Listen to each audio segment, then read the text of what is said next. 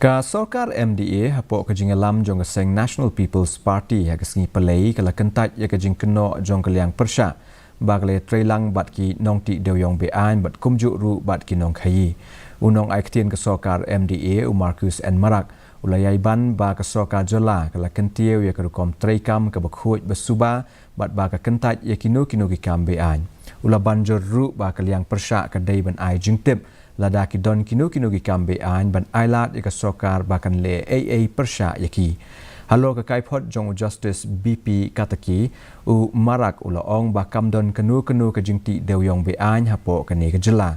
Agaba ula kenturu yaki pat nong snong jong kene ke jela ban pentip syaki bo badai kemi lada don kino ki jing penkhen yaki kendon. There's no such this thing happening in the ground.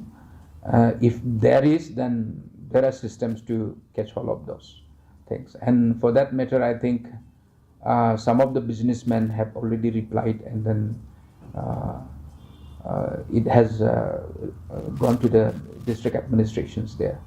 I think there is no such illegal mining in West Garo Hills, South Garo Hills.